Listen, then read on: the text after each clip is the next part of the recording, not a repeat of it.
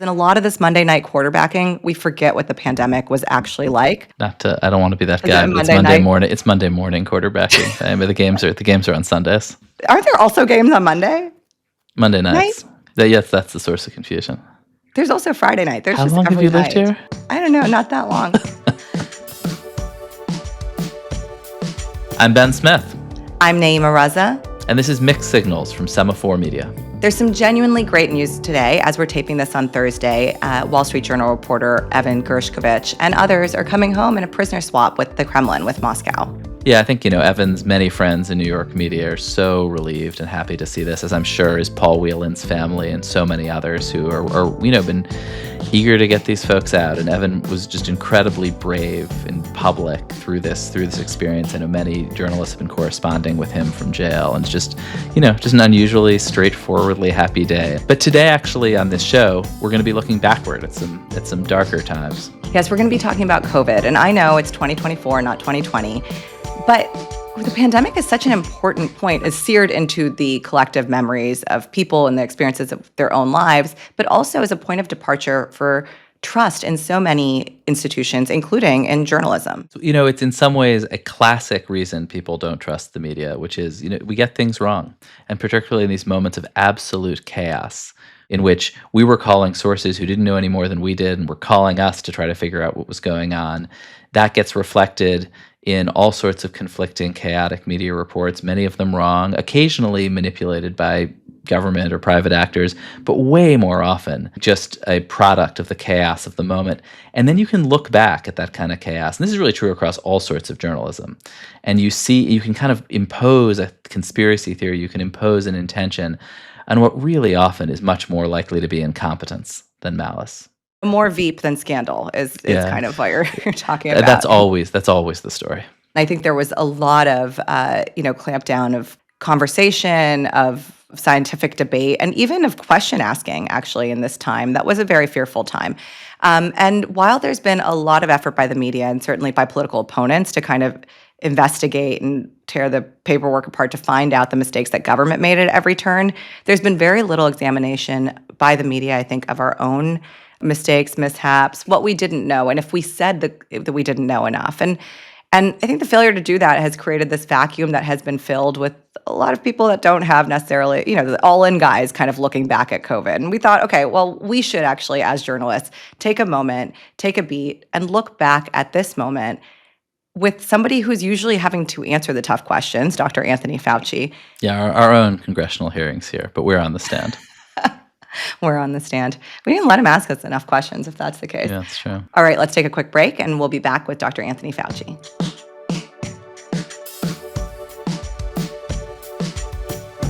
All right, Ben, in a moment, we're going to call up Dr. Anthony Fauci, who served as the director of the National Institute for Allergies and Infectious Diseases from 1984 to 2022. He doesn't need much of an introduction, but in those 38 years of public service, he worked with 10 different administrations, 7 different presidents, working on responses from HIV, AIDS, Ebola, and Zika, and he's probably best known as being the face of the coronavirus response when he became really a lightning rod that was loved by liberals, detested by conservatives, and he documents all of this in this latest memoir, On Call, A Doctor's Journey in Public Service. What did you think of the book, Ben?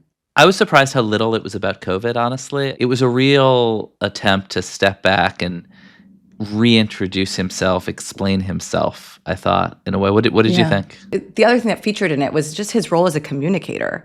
How much of his job is to, 1, practice medicine. He keeps on kind of explaining that his job is to save lives. And 2, to communicate, to calm the public. And he had done that so effectively through many administrations and many decades. As you say, the media is so central to it. Like, if you read his own account of COVID, it begins with Lou Dobbs, the Fox business host, introducing him to Donald Trump. He first hears of COVID from a reporter on January 1st, and then first realizes how urgent the problem is when he sees a photo in a newspaper. But I don't know. I'm curious what, I guess, your own... did you come to this already persuaded, in a sense, of one of these narratives? The weirdest thing to me about the book was that historically, he and the administration have been on the same side, and the press has almost been on the other side of the equation.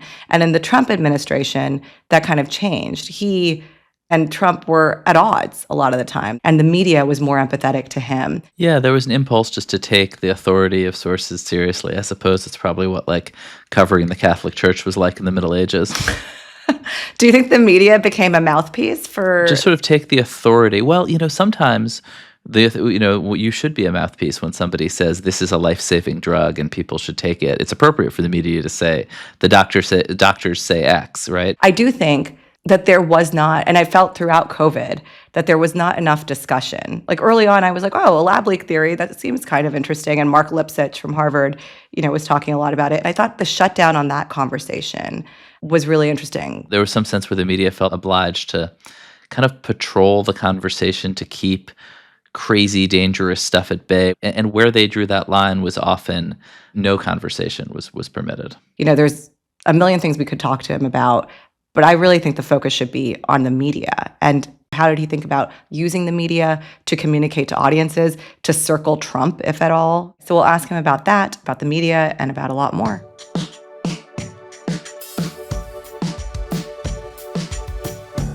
Dr. Fauci, thanks for being here with us. It's really good to see you again. My pleasure. Good to be with you. And congratulations on the book. Thank you. There's something really interesting that your book documents from a historical perspective, which is that yours was an apolitical position, and yet the job became highly politicized.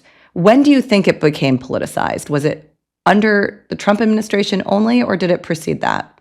That is really a great question. There was always political differences. As you remember in the memoir, I talk about when there was a problem with a vaccine during the Bush administration, the Democrats started criticizing them as being incompetent. When there was a problem with vaccines being ready for the pandemic of 2009, the Republicans started saying that was Obama's Katrina. There was always that throwing some digs at the other party. But what happened and was crystallized during COVID and the Trump administration was the profound degree of divisiveness. So I explain in the memoir, all along from the very beginning, the diversity of political opinions and ideology, from center, center-left, center-right, far left, far right. There was always that kind of diversity, but it was always in the context of civility, respect for each other, and respect for institutions. What culminated in the Trump administration, and I don't blame this at all completely on Trump, it just happened during the Trump administration. I think he threw some gasoline on the fire, but I don't think he created it, was that diversity of opinion became divisiveness, where there was actually hostility, vitriol, and ad hominem. What you're describing is public health. It goes from being a political football to being a weapon. And the book itself, the reception has been that. You hear Rachel Maddow called it fascinating. She talked about critics being against you because you, quote, represent expertise. The New York Post was focused on what they saw as you reversing course, agreeing that there were mistakes made on schools. Fox News focused not on the book, but on the congressional testimony that dovetailed pretty closely in June with the book, where you were asked about the lab leak theory. So you think that people's opinions of you are framed, or that this book has shifted something? I don't know. I can't answer that question because I'm not in the minds of people. I think if people read the book, trying to have an open mind, they may take a different perspective on me. People would come in with a completely closed mind. I mean, you look at the Wall Street Journal review of the book, it was ludicrous. I mean, come on, give me a break. They hated the book before they opened the first page of the book. There's no doubt about that. And I think that merely is a reflection of the divisiveness in our society. I mean, it's a perfect reflection of that. I doubt that people reviewed the book, they even read the book. Well, we read it, sir. I know you read it, but we do our best. Yeah. Though I have to admit, I did flip to the end. I kind of was like, "Where's the COVID? Where's the COVID?" Yeah, see, that's a problem. But I went back. I was interested in the love story too, I have to say. Well, good, because it's a good love story, I think. But Ben, you're right. People do quickly look at the last two chapters. COVID under Trump was 1 year of my 83 years and 1 year of my 54 years in public service. I bet it felt like more than a year, though. Well, yeah, it felt like more than a year, but if you read the book in the context only of COVID and the fact that I was put in the position in order to preserve my own professional integrity and my responsibility to the American public to have to publicly disagree with the President of the United States because what he was saying, quite frankly, was not true. I felt I had to do that. And what that did is that unleashed a tsunami of hostility towards me on the part of the people who were the devout followers of Trump. Interestingly, if you read the book carefully, Trump did not get angry with me at first. He constantly tried to keep the relationship good, and he kept on saying, whenever we would finish a conversation, even when he would yell at me, he would say, "We're okay, Tony, aren't we? We're good." He would, in fact, tell you he loved you. He would say, Yeah, I love you, Tony. I love you. yeah, exactly, because I think he felt uncomfortable about fighting with me. Do you think he did love you? Well, he used that word lightly. When you say I love you, it's not like I really love you. It's like I don't hate you. Yeah, I presume you never said it back. No.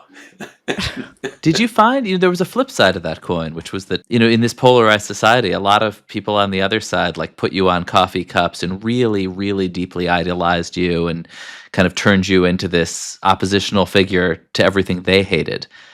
Was that nice, or did that make you uncomfortable too? No, I mean, what I tried to do, and I think successfully, was to focus on my mission. And my mission and my goal was to preserve and protect the health of the American public as a physician, a scientist, and a public health official.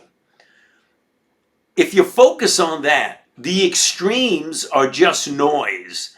And just the way Marjorie Taylor Greene says I'm a criminal, I should be in jail, that's as far off the wall as somebody saying I'm the sexiest man alive and I have a donut that's, made with my image on it. Both of those extremes are ludicrous. So if I even focused and concentrated and took seriously either of those extremes, I would be distracted from what I should be doing.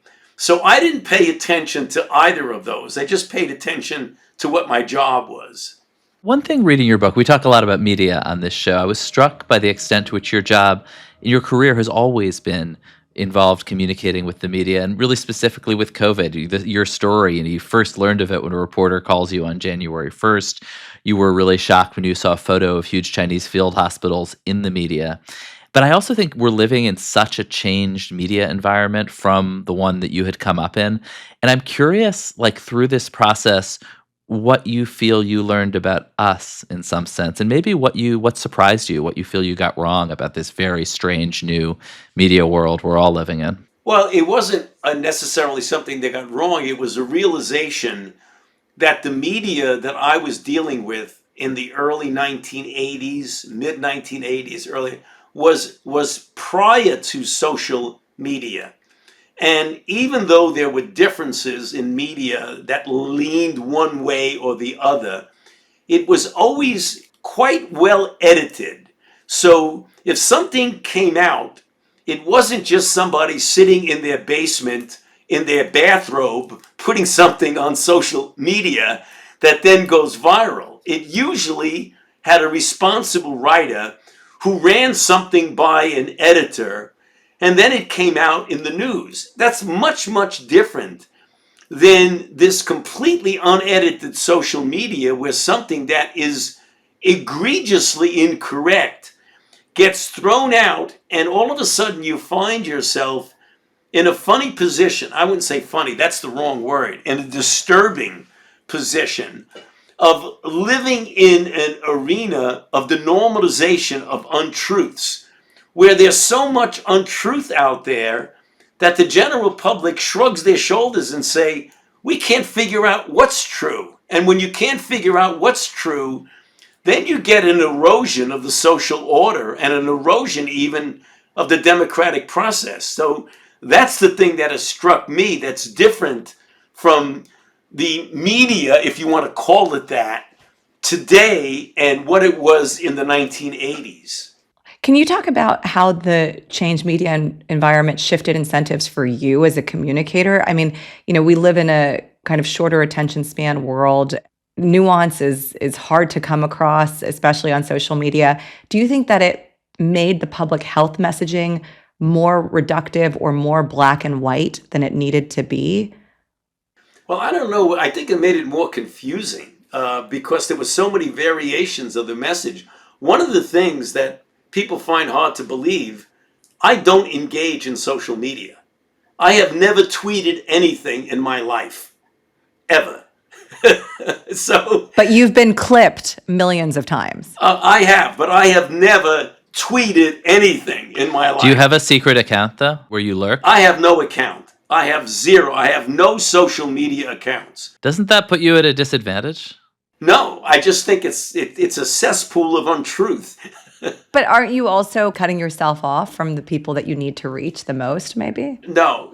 I mean, when I was director of the Institute, the communications group used to get messages out on social media. But I personally have never engaged in social media. I think it's a waste of time. I mean, I got so busy. I was sleeping 4 hours a night in the middle of the crises. I wouldn't have time to drink water and go to sleep, much less start tweeting things. Elon Musk, who runs Twitter, now X, you've been the subject of two of his top 40 tweets, if you were to rank them in terms of engagement. One was that the public panic over the coronavirus is, quote, dumb in March of 2020. He mentioned that, not specific to you. Later on in December of 2022, he said his pronouns were prosecute Fauci, which kind of captured a lot of the anti-woke kind of culture war sentiment of that moment in terms of the pandemic, personalizing you, getting in on the deep state, and the gender issue, of course. What do you think the effect of someone like Elon Musk has been on public health? Yeah, I think it's been negative because I think when he starts tweeting things like that, I mean, you'd like to ask him, what triggered that? Do you know anything about Dr. Fauci? Have you taken the time to figure out who he is, what he's done, what his history is before you start tweeting, prosecute Fauci? I mean, you would think a man of his talent and his influence has something better to do with his time than do that. I would think so. But then again, I can't get into his head. And quite frankly, I don't care. You and the public health establishment have obviously been the subject of a bunch of totally lunatic fringe criticism. But there's also a thread, I think, of, at least to me, sort of reasonable criticism, which I think runs in the form that in the old days of sort of a one-way broadcast world, the job of a public health official was to get up and give what was sometimes a simplified message aimed at getting people to do a thing that would broadly be good for them. And in some sense, the early discussion of masks. Masks are needed for the hospitals, so we're going to tell people not to put masks on personally because we really need them for the hospitals. Was that classic kind of message? That genre of communication is sort of in the public health tradition.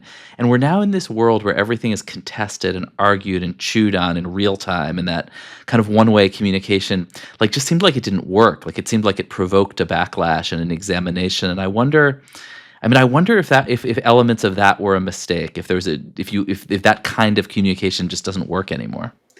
Ben, I take a different perspective on what you said, particularly in the arena of masks. And one of the things that we have to do better, we could have done better, and maybe if we tried to do better, it wouldn't have made any difference. But clearly, the public did not fully grasp. And let's take responsibility. We'll take responsibility for that as a public health person. That the public did not fully grasp the moving target nature of what we were dealing with. That things were changing right before our very eyes. What we knew in the first weeks in January, the third week in January, the end of January, the beginning of February, literally was changing. And science, as you know, is a process. That is a self-correcting process. That if the information you gather in the first week or two in January, you then have to make a statement or a recommendation or a guideline based on the information as you have.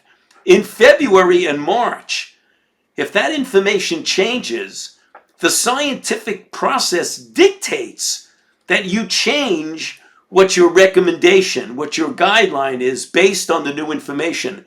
That did not get communicated as well.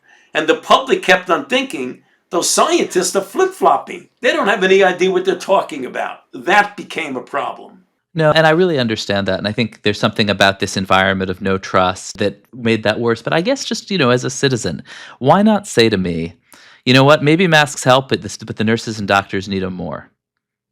And it felt like there was a reluctance to just level with us and say that. No, you're right, Ben. In fact, certainly we did not do everything perfectly. And if you go back on lessons learned, there are many things when you look back retrospectively, if you really in good faith want to have lessons learned, not the blame game, which is predominant what's going on right now. Look at that congressional hearing that I went through a few weeks ago. It was pure vitriol, pure ad hominem. It wasn't, how do we learn next time? And one of the things you said, Ben, is important. It would have been better if we emphasized more. Masks might be good, but given that there's a shortage, we don't think you should use it, as opposed to being definitive and saying you don't need to wear a mask. I think you're absolutely correct. Going back over that, we could have done better in our messaging. Why did it take, you think, so much time? Because we're not talking about, I know you were busy, Dr. Fauci, but we're talking about many months. I know in more recent interviews, you've kind of come back and said, well, we could have done more. And certainly your book very much says it. Why do you think it's so hard to do in the moment over the many months that this was unfolding? Did you feel that you were always on the defensive? What was actually playing out with you? No, I don't know. I think we need to sit down as a group, public health officials, public representatives, and talk about that. I think one of the elements, but it's not the total answer, so don't by any means think that this is it. The general public craves firm, definitive answers. They don't like iffies, maybes, could've, should've. They really want definitive answers. That's one of the reasons the CDC got in a lot of trouble. Because in their recommendation, they often said you could do this as opposed to you should do this. And there was a big pushback, like, what the hell are you guys talking about? We could do it. Should we or should we not? So the public likes clear, crisp, definitive answers to things. And there aren't often crisp, clear, definitive answer to things. We're going to take a quick break and we'll be back with the rest of the interview with Dr. Anthony Fauci. There's this moment in the book where Trump pulls you aside and he's mad at you, tells you you've cost him fucking trillions of dollars. No, $8 trillion fucking. By that, he seems to mean the stock market. But then tells you that you guys are fine, that you and him are okay. Your job, you're a physician. You are running this important entity at the NIH, and your job is to save lives. There are people who were focused on wanting to build back the economy, Ron DeSantis, for example.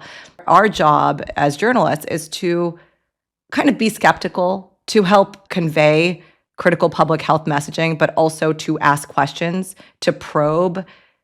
Do you think the media did a good job in the pandemic, or did it become too much of a mouthpiece?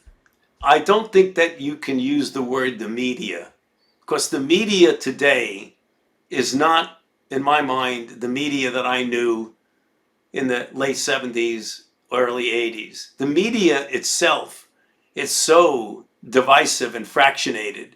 I mean, you turn on Fox News and you hear one thing, you turn on MSNBC, you hear another thing. But do you think journalists that were covering this, whether it was Ed at The Atlantic or Donald McNeil or others, were they probing, were they pushing hard enough? Yes. I think that the media was probing. I have to say, I'm not saying this because I'm talking to a bunch of journalists right now, but I have a great deal of respect for most of the media, the people I've dealt with. There's no cakewalk when you talk to them. They don't say, oh, you're Tony Fauci. I know you for 30 years. They don't cut you any slack at all.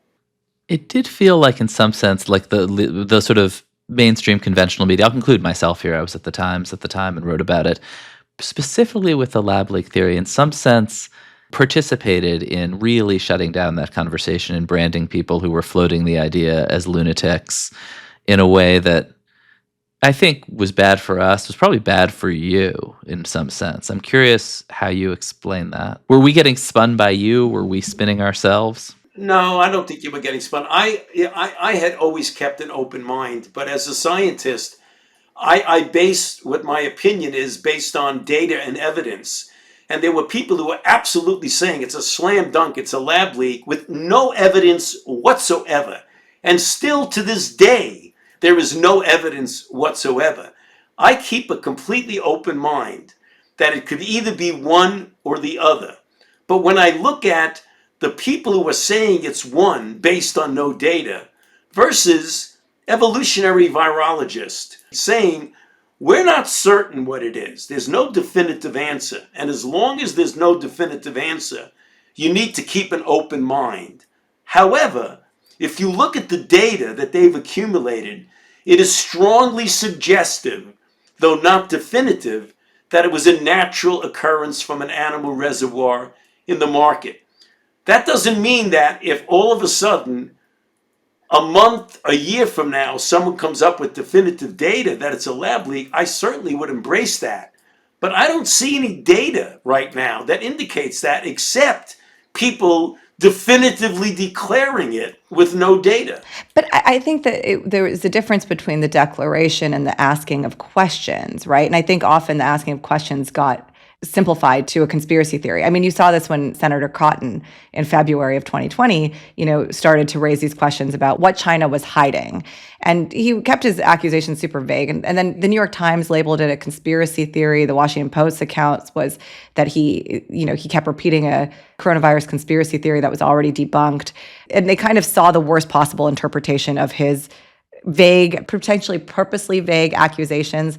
Even the asking and the raising of questions kind of was seen as the support of a conspiracy theory. And I know you always have said it's possible. You believe that it's natural. I can only speak for myself. I'm not going to be defending everyone who's written something that's closed mind. I clearly said from the beginning, I'm on record multiple times, I keep an open mind. I can tell you what my opinion is, but my opinion is not definitive fact. Well, one of the things that's interesting is that this whole idea of conspiracies, the idea that a lab leak is possible, conceptually, in and of itself, is not a conspiracy theory because it's a possibility. What people have done is they've taken that and infused into it an incredible amount of conspiracy nonsense. One example, that Tony Fauci snuck into the CIA, similar to Jason Bourne, and actually tried to convince the CIA to put down the lab leak theory. That's a conspiracy. The idea of there being a lab leak in and of itself is not a conspiracy theory. It's what they put into it. They made it conspiratorial. And that's the extreme version of that conspiracy theory. But the kind of the more in the middle question would be, the NIH had made a grant to EcoHealth Alliance. EcoHealth Alliance was then, doing research that was increasing the transmissibility of viruses, gain-of-function research at the Wuhan Institute of Virology. Did the NIH, did Dr. Fauci, did others in NIAID have an incentive to downplay the lab leak theory? Would you say that's a reasonable question or that's a conspiracy? It's a reasonable question, but there's a bit of a conspiracy theory in it. Because if you look at the experiments that were done, the viruses that were studied, it is molecularly impossible for those viruses to have turned into SARS. You ask anybody that knows anything about virology, those viruses are, from the standpoint of where they are in the phylogenetic tree, no matter what you did with those viruses, they could not have turned into SARS. So I could say that somewhere, someplace in China, somebody could have been doing something that maybe led to SARS-CoV-2. But the one thing that almost every virologist who knows anything about virology will tell you, that the precursor virus was not a virus that was studied by the NIH grant. My frustration is not with people asking the question. It's with the accusation. Definitively, Rand Paul, the virus came from the NIH grant and you are responsible for the death of 4 million people. That's Right. what I object to. But you're happy to be asked about your incentives and the NIH's incentives and disclosures. Of course, of course. In your book, you kind of keep coming back to the deep empathy you have for minorities and people of color and their skepticism about vaccine. And you seem to have less empathy for people who fall privy to misinformation and conspiracies on this world of social media that you You're don't. making a value judgment. I wasn't making a value. I was going to ask you the question, which is, but there's a quote in the book where you say, while I had deep empathy for these communities of color, I had little tolerance for the dominant anti-vaccine movement led by conspiracy theorists who were determined to derail the work of scientists and physicians. Now, I have a big distinction between the people who are putting out anti-vaccine misinformation and the people who are falling prey to them, vulnerable people who have questions and fears who fall prey to them. And I can tell from the care with which you wrote that sentence that I think you also distinguish between these two groups of people. I do. There's a big difference between someone who asks a reasonable, legitimate question than someone who says that I and Bill Gates put a chip in the vaccine to monitor you. There is a big freaking difference there, folks. Yes. Really big. Yes, huge. And that's what I want to ask you about is how do you talk to those people that are fearful, asking questions? How do you talk to them first, faster, better than the people who are, spreading misinformation and the kind of what you call the dominant movement? I actually did a long podcast on that. I forgot who it was with because I've done so many podcasts. Oh, you're not going to forget this one, are you, Dr. Fauci? No, I'm not going to forget it. How could I? Is that you should not give up on people. You should try, because even many people who seem like they are anti-vax at their core are not. They just have reasonable questions that need to be answered. And one of the mistakes we make, and I try very hard not to fall into this trap, is that when people don't want to get vaccinated, they're vaccine hesitant. They're not anti-vax at their core. And it is quite possible, and I've seen examples of this, where they really have reasonable questions. And if you sit down with them and answer the questions and talk about concepts like risk benefit to them, you can win a considerable number of them over. You may not ever be able to win over the hardcore anti-vax period people, but you shouldn't categorize them all in the same bucket because there are a lot of different people. I think the words "I don't know," I don't think that the media said it enough. I don't think public health said it enough. You're right. Because if someone says, we don't know, but this is why it's so important, and, we know that you're afraid of these things, it's reasonable to have questions. I think that's the thing. People felt unreasonable having questions, and they found themselves ostracized from part of society, and they found themselves kind of falling into, the misinformation environment. That's bad. That's not good. I agree with you. We've been asking a bunch of questions in some sense from our perspective as journalists, but we feel like we made mistakes during the pandemic, that we should have published things we didn't, that we should have pushed people more. But I guess from the other perspective, just to go back to this core spread of misinformation and bad information, that was, in fact, the reason a lot of social media were so aggressive. I mean, do you think there's just really still thousands, hundreds of thousands of millions of people dying because of that misinformation? I mean, how big a danger do you see public health misinformation as right now? Yeah, Ben, I'll give the answer, then I got to stop because I'm getting worn out. Nayeem is wearing me out. So if you look at the data, it's really unfortunate that if you look at people who decided for political reasons they didn't want to get vaccinated, red state versus blue state, Republican versus Democrat, that the differences in hospitalization and deaths among Republicans in red states and Democrats in blue states is highly significant.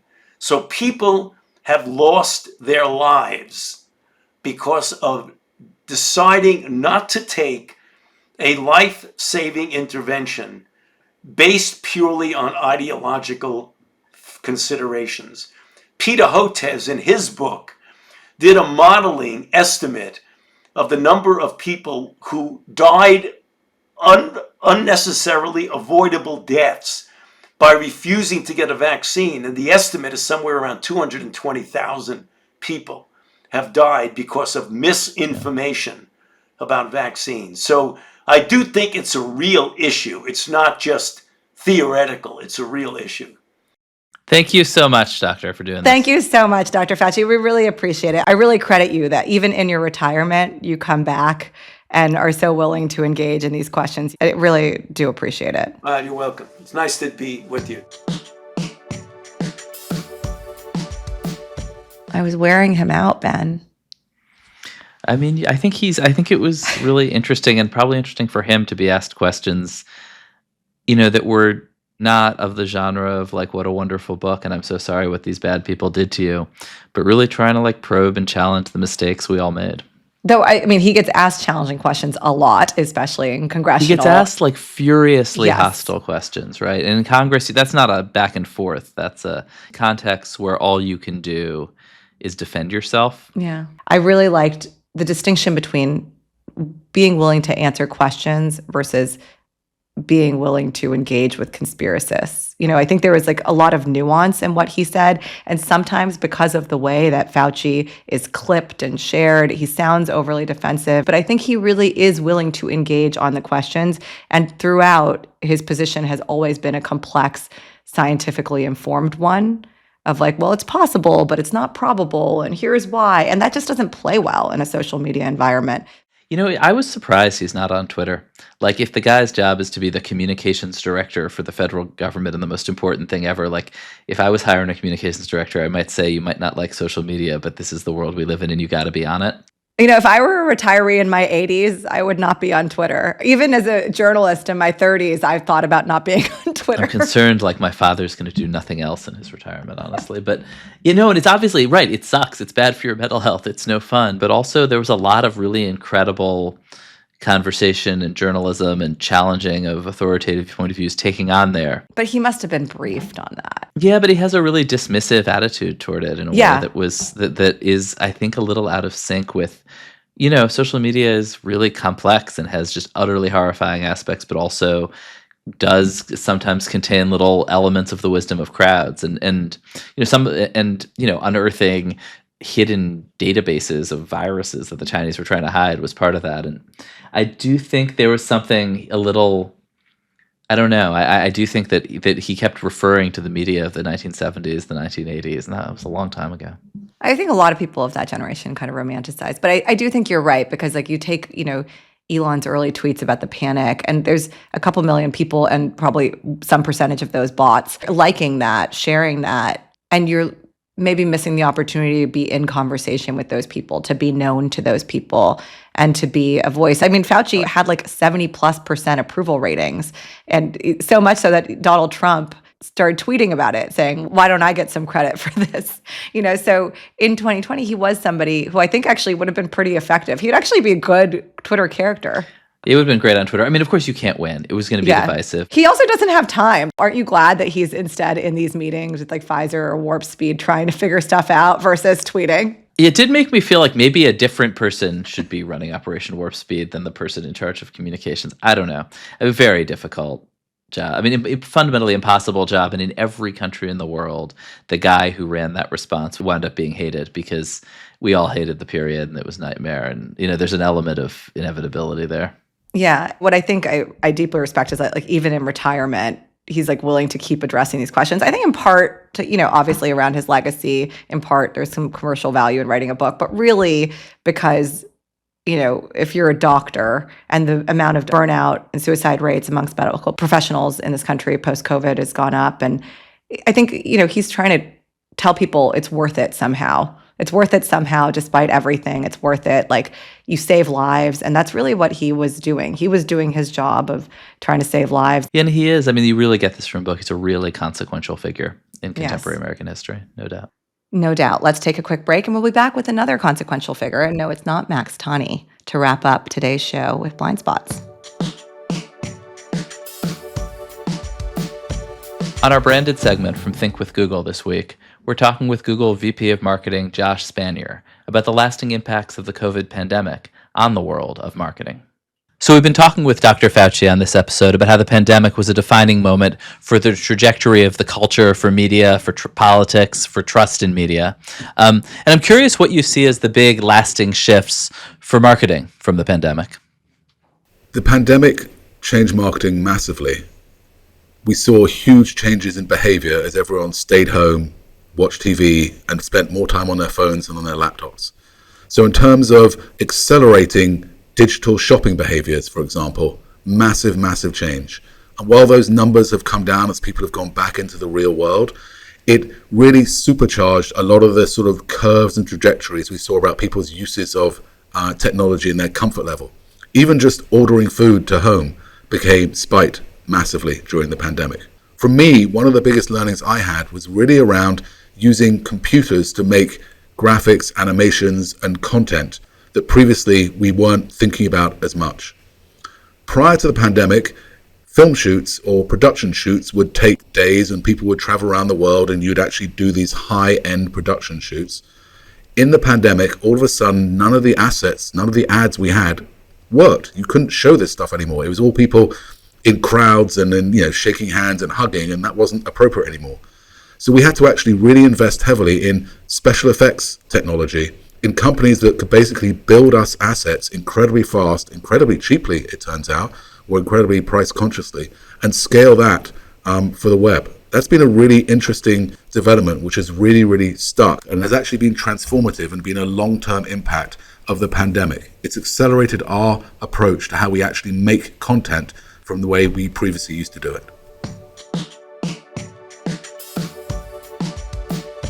Usually we'd be joined by Max Tani right now to do Blindspots, but today we have someone in his stead, someone who's often carries a little bit less good news than Max Tani, which is our former colleague from the New York Times, Donald McNeil. He was a health and science reporter there and is the author of the book, The Wisdom of Plagues. And is the blind spot the next pandemic that we're not seeing coming? No, though he did deliver some very important warnings about avian flu and the need to not drink raw milk. Let's hear that. I mean, look, I think we have things to worry about right now. I think there is too little attention to H5N1. Clearly, thousands of cows are infected with the disease that we had previously considered an extremely lethal disease in birds. And the government is basically taking the attitude of the British government did in the 1990s when it said British beef is safe, while mad cow disease was going around. And only when people began to die after 5 years of them saying that British beef was safe, did they kind of admit, oh, well, actually it wasn't safe and it's that disease is lethal. There's, the American government is saying constantly, the milk supply is safe, the milk supply is safe. They were saying that before they even knew that pasteurization killed the virus. And so far, nothing bad has happened, but the disease continues to spread. And I think they ought to stop protecting the dairy industry and start telling people, maybe you ought to think twice about drinking. You absolutely ought not to drink raw milk, and you ought to think twice about drinking, maybe you ought to, feed your kids soy milk or oat milk for a little while until we get this epidemic under control. If there's any solace, it's that at the New York Times, Donald was famous for having predicted 50 of the last 2 pandemics. I mean, he predicted a pretty big one, so I think we should he did get the big one right. He sure did. For COVID. But Max also warned us about this raw milk thing. So, Ben, put away the raw milk. It's time for your oat milk or almond milk or soy milk or any other milk, really. Or no milk at all, I think is Donald's real advice here. Just avoid milk. Remember those ads that were like, got milk? Now it's like, no, do not get milk. That is an incredible marketing story for another day, by the way. Is it? Okay. It is. I'm going to let you and Josh discuss that in the branded segment. But I did ask Donald about this beat of covering pandemics and what it feels like in between the big moments, in between like the big crises that everyone's watching versus say like a politics beat. And here's what he said. People prefer to read about politics because it's more exciting, but the truth is pandemics kill a whole lot more people than almost anything else does. So it's crucial, but, in between pandemics, it's pretty boring. It's like, watching people build levees against a flood. I mean, there's nothing more boring than watching people fill sandbags, but there's nothing more terrifying than looking at a wall of sandbags waiting to see if water comes leaking out from inside it. And so you spend a lot of time preparing for these moments of panic. I think people are done with the pandemic. I mean, among my friends, they're all sort of. I mean, they come away with these memories that I consider false. That they focus on, the masks and the lockdowns and the things that remind them of their irritation. They forget about their fears, the same way women often forget about childbirth and go on to have a second and third child, even though at the time they gave birth to the first, they said, "I'm never doing that again." Well, that doesn't bode well for the sales of Wisdom of Plagues, Donald. No, it doesn't. I know. The paperback is coming out, so now you can get it cheaper. But it's the sales of the Wisdom of Plagues are not Of the Wisdom of not hitting Plagues. anybody's bestseller lists. All right. Well, thank you so much for taking the time to speak, Donald. I really appreciate it. Thank you for inviting me. I mean, that's a real backlist publishing strategy there. I suspect that the Wisdom of Plagues will be on the bestseller list at some point. On the next pandemic. That's right. You could read Camus' The Plague, watch the Gwyneth Paltrow film where she eats something that has been infected or whatever, and read Donald McNeil's The Wisdom of Plagues, as well as reading Dr. Anthony Fauci's book. That's it for the book publicity tour of today's episode. Ben, do you have a book you want to promote, actually, while we're at it? You have a book. I'm off book tour. Oh, come on, Ben. Ben's book is you called should Traffic. obviously read my book Get it. Traffic, which feels about as a million years ago as the pandemic itself. That's it for this week. Next week, we're going to be off, Ben. Where are you going? Going fishing in Maine. Oh, nice. There are no pandemics. Where are you going? I am going to Aspen, not to fish, but to hike. To hobnob? For a fellowship, Ben. It's not hobnobbing, it's a fellowship. And also hiking. Is it one of these sort of secret elite networking fellowships, perhaps? It's the Illuminati. Don't worry, Ben. Don't worry about it. Well, All right. Hopefully you'll pick up some tips. Hopefully. We'll be back on August 16th with a fresh episode. Thanks for listening to Mixed Signals from Semaphore Media. Our show is produced by Max Tani, Allison Rogers, Sheena Ozaki, Alan Haberchak, and Andrea Lopez Crisalo. With special thanks to Britta Galanis, Chad Lewis, Rachel Oppenheim, Anna Pizzino, Garrett Wiley, and Jules Zern. Our engineer is Rick Kwan. Our theme music is by Billy Libby. Our public editor is the person who was putting Dr. Anthony Fauci on donuts, it seems. Definitely a bestseller. If you liked Mixed Signals, please follow us wherever you get your podcasts, and please feel free to review us. If you're watching on YouTube, give us a like and subscribe to Semaphore's channel. And if Max Tani were here, he would tell you to sign up for the Semaphore Media newsletter out every Sunday night.